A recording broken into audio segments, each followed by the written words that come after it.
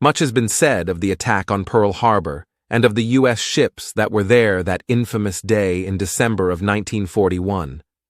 We all know the stories of Arizona, Oklahoma, Nevada, West Virginia, etc. But one story that I feel gets overlooked is that of the veteran battleship USS Utah. And not just that day, but her whole entire career, in fact, which at that point included more than 30 years of service. It seems to have all been overlooked due to one day, and in particular, one 15-minute chunk of time. And even that 15 minutes is overshadowed by other events from that fateful day. But her men deserve to have their story told as well. Utah's keel was laid down on March 9, 1909, by the New York Shipbuilding Corporation in Camden, New Jersey. She was launched just before Christmas of that year, and when completed, measured 521 feet in length, had a beam of 88 feet, and a standard displacement of over 22,000 tons. She carried a main battery of 10 12-inch 45 caliber guns, which were housed in 5 twin turrets. 2 of these were located as a superfiring pair forward of her superstructure, while the other 3 turrets were located aft of her mainmast. Her secondary battery consisted of 16 5-inch 51 caliber guns, which were mounted in casemates along the side of her hull. As was standard for U.S. battleships of this period, she also carried a pair of torpedo tubes, one of which was submerged in her hull on each broadside. Her main armor belt was 11 inches thick, and her deck armor was 1.5 inches thick. Her main battery turrets had 12-inch thick faces, and her conning tower was protected by 11.5 inches of armor. Utah was powered by 12 coal-fired boilers, which generated steam for 4 turbines. Rated for 28,000 shaft horsepower, she had a top speed of 21 knots and a range of 5,700 nautical miles when cruising at 10 knots. She was manned by 1,001 officers and enlisted men. Utah was commissioned into the United States Navy on August 31, 1911, and after her shakedown cruise, was assigned to the Atlantic Fleet in March 1912. She operated with the fleet early that spring, conducting exercises in gunnery and torpedo defense before she entered the New York Navy Yard in mid-April for an overhaul. After her overhaul was completed, she conducted a midshipman training cruise off the New England seaboard, well into the summer of 1912. In September, Utah headed for the southern drill grounds to conduct gunnery exercises. For the next 2 years, she operated off the eastern seaboard, ranging from the New England coast to Cuban waters.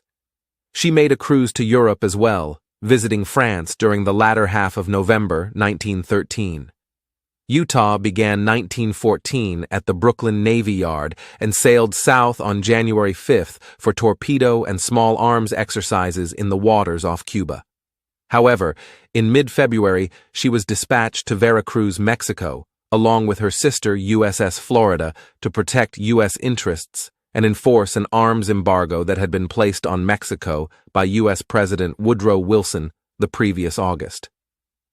Relations between the U.S. and Mexico had deteriorated rapidly since the ascension of Mexican General Victoriano Huerta to the country's presidency after a coup d'etat in February of 1913. Utah remained in the vicinity for 2 months, before getting underway on April 9th for Tampico, after it was learned that 9 sailors from the gunboat USS Dolphin had been arrested by Mexican authorities while trying to procure fuel. As tensions rose over the incident, President Wilson ordered the Navy to prepare for the occupation of the port of Veracruz. Accordingly, plans were drawn up for an amphibious landing at Veracruz, which was to commence on April 21st. While awaiting authorization from Congress to carry out such action, the Wilson administration was alerted to a delivery of weapons that was due to arrive in the port on the 21st, aboard a German-flagged cargo ship. As a result, Wilson issued an immediate order to seize the port's customs office and confiscate the weaponry. On the morning of the 21st, Utah landed her battalion, 17 officers, and 367 sailors in all, as well as her Marine detachment. In the ensuing fighting, in which the men of Utah's Blue Jacket Battalion distinguished themselves. 7 were awarded Medals of Honor. At 1:30 that afternoon, the cargo ship was intercepted and detained before it could offload its cargo. Utah remained off the coast of Veracruz for almost 2 months before returning to the Brooklyn Navy Yard in late June for an overhaul. Over the next 3 years, she operated off the eastern seaboard and in the Caribbean, conducting battle practices and exercises. After the U.S. declared war on Germany on April 6, 1917, Utah began operating in the waters of the Chesapeake Bay in a role she would revisit later on as an engineering and gunnery training ship. She continued with that duty until late August of 1918, when she got underway for the British Isles with Vice Admiral Henry T. Mayo, who was the Commander-in-Chief of the United States Atlantic Fleet, embarked. After arriving in Bantry Bay, Ireland, Utah was assigned as the flagship of Battleship Division 6. Her division was subsequently tasked with covering convoys in the western approaches to the British Isles from possible attacks by German surface raiders. Utah served in the division, along with the battleships Nevada and Oklahoma, until the signing of the armistice on November 11, 1918.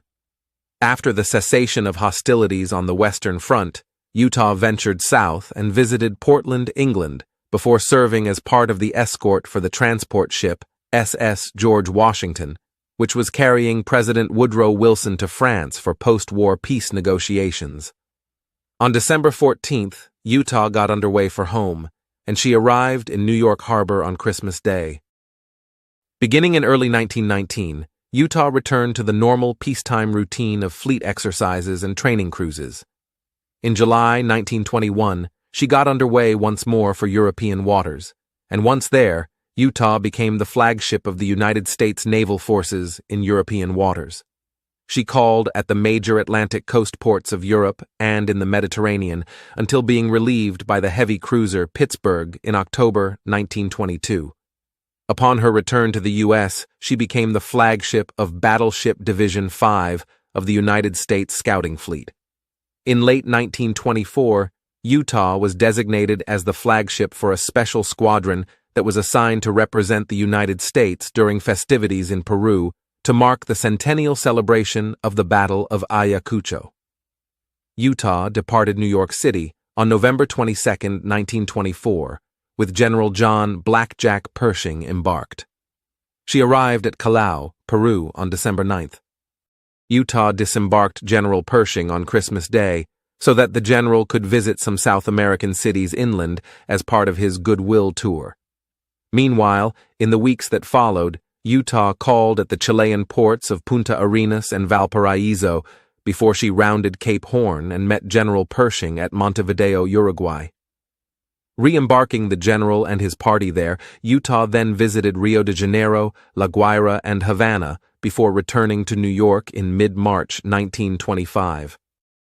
She then spent the summers of 1925 and 1926 with the Midshipman Practice Squadron, and after the conclusion of the 1925 cruise, she entered the Boston Navy Yard for an overhaul and modernization. Her coal-fired boilers were replaced with new oil-fired ones, which had been removed from the battleships and battle cruisers scrapped as a result of the Washington Naval Treaty, and her aft cage mast was replaced with a pole mast. She received anti-torpedo blisters and had a catapult mounted on her No. 3 turret, along with cranes for handling floatplanes. 8 3-inch 23 caliber anti-aircraft guns were added as well during this modernization. Utah was placed back in commission on December 1, 1925, and resumed operating with the scouting fleet. She continued in this role until November 1928, when she was tasked with retrieving President-elect Herbert C. Hoover and members of the press from Montevideo. Utah transported the President-elect's party to Rio, before continuing on to Hampton Roads, where Hoover and his party disembarked on January 6, 1929. Unfortunately, Utah's days as a battleship were numbered. Under the terms of the First London Naval Treaty, which went into effect in October of 1930, she was ordered to be removed from frontline service.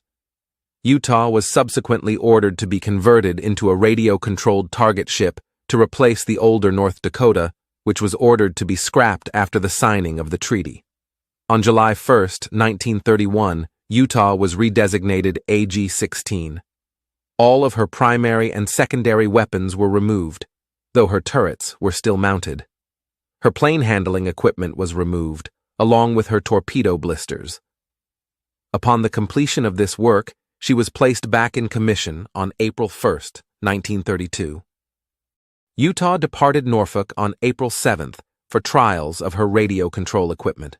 Her speed and course could be controlled at varying rates by signals from another ship.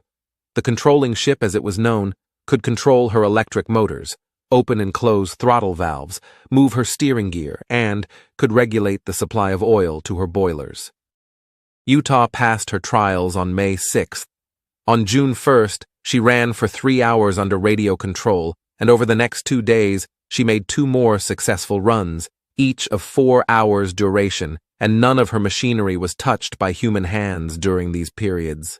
However, observers, 2 in each fire room and 2 in each boiler room, kept watch and recorded data.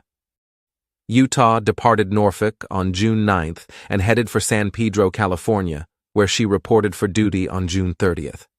She conducted her first target duty for cruisers of the fleet on July 25th, and later, on August 2nd, conducted rehearsal runs for Nevada while being controlled from the destroyers Stoddert and Talbot. Over the next 9 years, the former battle wagon performed a vital service to the fleet as a mobile target. She contributed realism to the training of naval aviators as well as to the surface fleet. In June of 1935, Utah was modified to train anti-aircraft gunners as well. The former dreadnought received her first instructors in August, and the first students, drawn from the ship's companies of several Omaha-class light cruisers and the aircraft carrier Ranger, reported aboard for training on September 20th. Subsequently, Utah was fitted with a new quadruple 1.1-inch 75 caliber gun mount.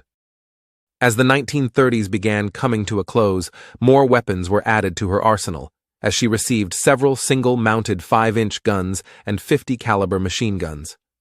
During 1940, she continued in her gunnery training and target ship role. As the calendar turned to 1941, Utah was once again operating off the Southern California coast. She entered the Puget Sound Navy Yard on May 31st for an overhaul, where she received alterations designed to make her a more effective gunnery training ship. 2 single-mounted 5-inch 38 caliber dual-purpose guns, similar to those fitted on the more modern types of destroyers then in service, were mounted on her stern. Utah got underway for Hawaiian waters on September 14th and resumed her gunnery training and target duties there through the late autumn. After completing a gunnery cruise, Utah returned to Pearl Harbor in early December 1941 and moored off Ford Island in berth F-11. Shortly before 8 a.m. on the morning of December 7th, men topside observed 3 planes, deemed first as U.S. aircraft on maneuvers. They made a low dive at the southern end of Ford Island, where the seaplane hangars were located, and began dropping bombs. The Japanese attack on Pearl Harbor lasted a little under 2 hours, but for Utah and her men, it was over in a matter of minutes. 16 Nakajima B-5N torpedo bombers from the Japanese aircraft carriers Soryu and Hiryu approached her from the west side of Ford Island. They were looking for aircraft carriers, which were usually anchored where Utah was that morning. The flight leaders rejected her as a target and decided instead to attack ships moored at the 1010 dock. However, 6 of the planes from Soryu, led by Lieutenant Nakajima Tatsumi, broke off and attacked Utah. 6 torpedoes were launched against the former battle wagon, and 2 of them struck her on her port side, while another missed and hit the light cruiser Raleigh, which was anchored ahead of Utah. Serious flooding started to quickly overwhelm Utah, and she began listing heavily to port while also settling by the stern. As she began to roll over, 6 by 12-inch timbers, placed on the decks to cushion them against the impact of the bombs used during the ship's latest stint as a mobile target, began to shift, hampering the efforts of the crew to abandon ship. Below, men attempted to head topside while they could.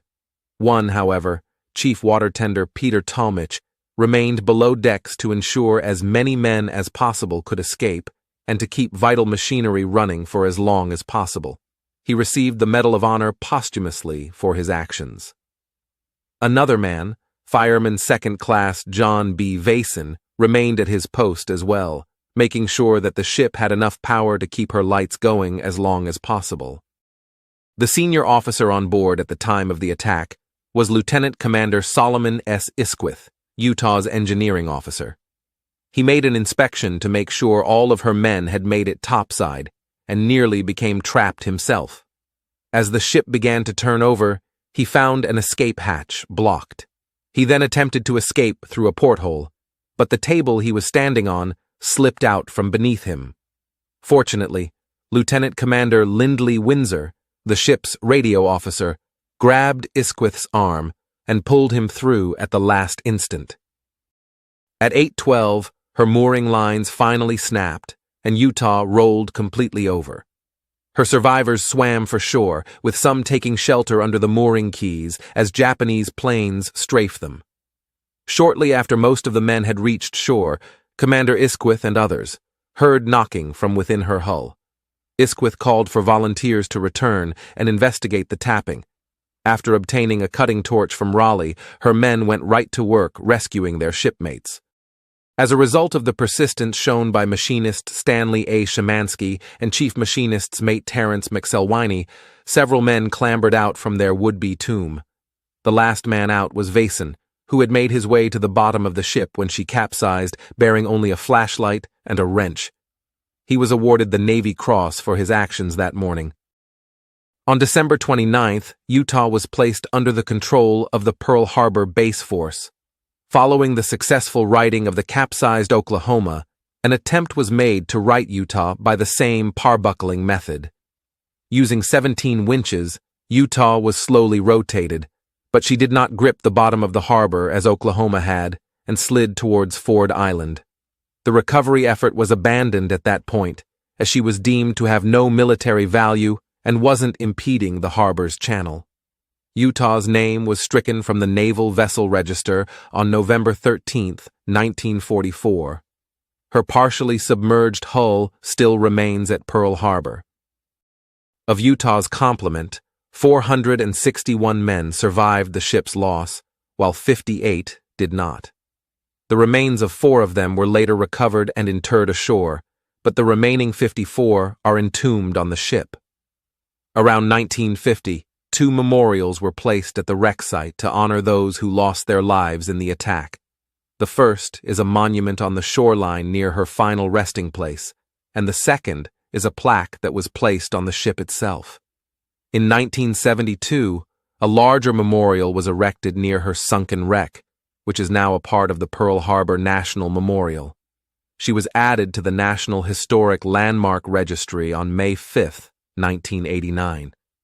7 of her former crewmen, who were aboard Utah at the time of her sinking, have had their ashes interred in her wreck amongst their former shipmates. But they are not the only ones interred in Utah. Nancy Lynn Wagner had nothing to do with the attack on Pearl Harbor, but for over 80 years, her remains have been entombed within the vessel as well. Serving aboard Utah at the time of the attack was Chief Yeoman Albert Wagner, who prior to the attack had suffered the loss of a baby girl at birth.